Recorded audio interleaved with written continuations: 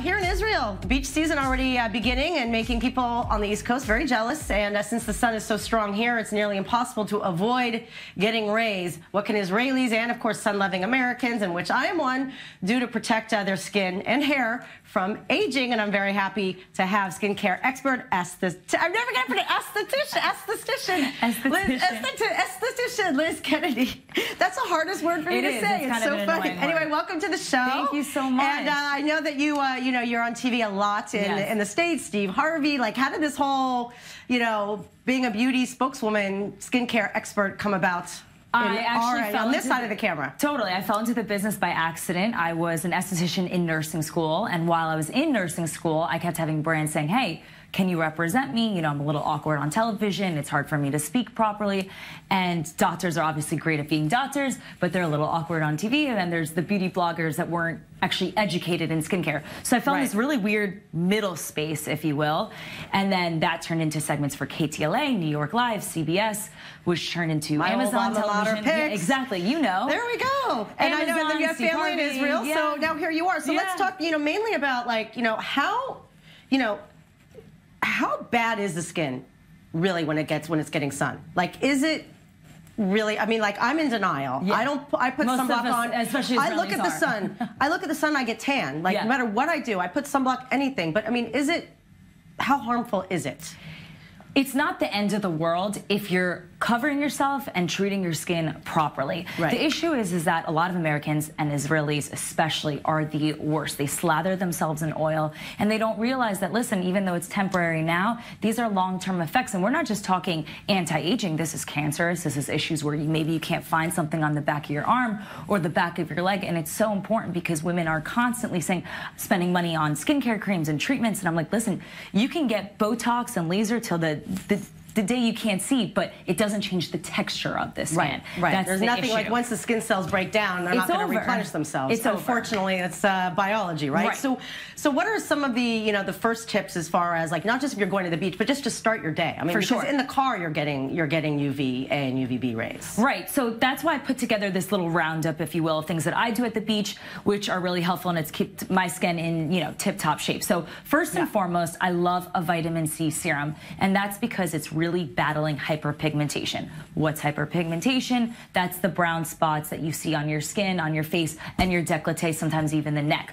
So vitamin C naturally combats it, and because it's a smaller molecule, what I like to do is put it underneath my SPF. So I'm getting a little bit of a skincare treatment, fighting the hyperpigmentation while getting the SPF Well, and benefits. serums in general, they get absorbed in the skin. Correct. Like, your skin needs it. Yeah, and most people don't realize that it's supposed to go underneath a cream or underneath SPF. And but it's mainly because your skin could absorb something thinner than like a big white slob of suntan lotion. So I love Dr. Dennis Gross. I like anything mini, anything travel size that I can put in a beach bag. So there's no excuses like I forgot. I have to go back home and get the sunblock. Right, and it's small, so it's nice. And then I love medical grade anything, because anything medical grade is medical strength, which means it's going to work more effectively than a drugstore, like a Superfarm or CVS type product. So I like this product, Youth Corridor by Dr. Gerald Imbar. This is an amazing, amazing serum. It's really potent, and your skin just glows after it. And Dr. Dennis Gross, he's world-renowned. He's really vitamin C, very key. C serum. Now, as far as the actual application, of sunblock, is there a difference between brands? Like, you could get a million, like, do they all have what they say they have? Like, if something says 40, but it's a brand you've never heard of, like, can we trust it as being real? Great question.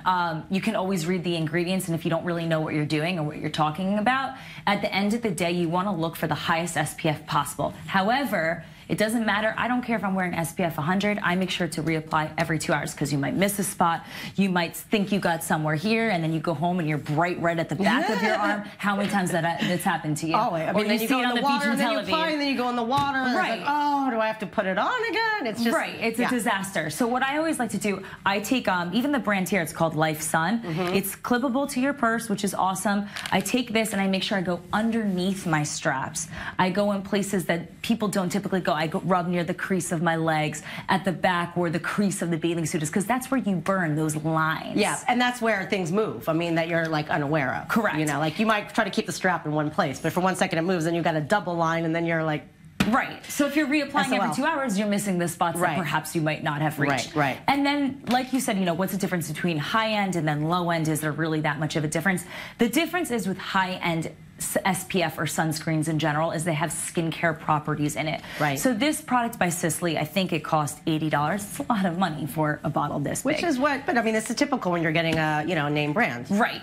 But when you're getting something like this, not only is it water resistant, which is really cool, it has skincare properties in it. So you're getting, you know, the really rich cream, and it's not just like a cheaper. You can feel the difference. You can always feel the difference in a skincare product. People say, how can you tell the difference? That you can see it working within a week or two. Right. You can feel it. So that's how you know. All right, so now we got some cucumber lemon, and this is like just for a little like moisture, like the Evian sprays. Like you're like take yourself to the beach with a little homemade. Totally, but this is DIY, which is cool. Now, what most people don't realize is that dry skin is aging skin. I know, and I have dry skin. You don't know your skin's No, it's just because I don't drink enough water. And that too. That's my issue. Now, what I like to do is like a little DIY at home. I take a lemon, I cut it up with cucumber, cut it up, put it into water so you can see it all floating in the water. I keep this at the beach, and I'll just spray myself lightly throughout the day, because not only is lemon a natural antiseptic, again, it's going to kill off the hyperpigmentation because it's so a lightener. you're getting real vitamin C serum with the bottle. Right. And then cucumber helps reduce any redness, any irritation, so you're getting the calming effect simultaneously. Right. Okay, now lastly, the hair. I know you started telling us, I was like, hair. Duh, why didn't I think of this? I'm like trying to do treatments every week. Why not take your hair oils to the beach? Why not? So this hair oil, again, I bought this. It's Super Farm. It's Pantene. It's an oil therapy. And then this one, I got it for free. It's Lanza. It's a healing oil. Any treatment that's an oil, right? When you're at the salon and you're doing a deep treatment oil, what they're doing is they're washing your hair, they're putting you under the heat with an oil, and that's a deep oil treatment. So when you're doing this at the beach, it's really no different. You have the sun on your hair.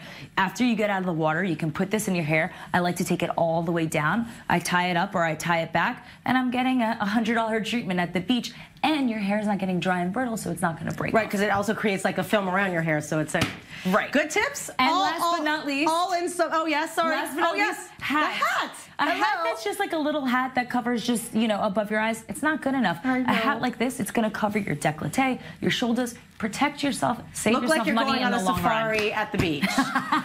That's the new trend, safari trends at the beach. It's amazing, like all of these things that you can just fit in one purse. It's easy stuff. In one purse. Yeah. But you know, but then you have all these items, and then kids, and then you have like sand, and like that's the biggest annoying thing is you put on. I mean, now I have 2 kids. This wasn't my experience while I was single in New York, but it's like as soon as they do something, all of sunblock's covered in sand, and then that's another issue. Yeah, that I can't help you with. Okay, all right, I stop there.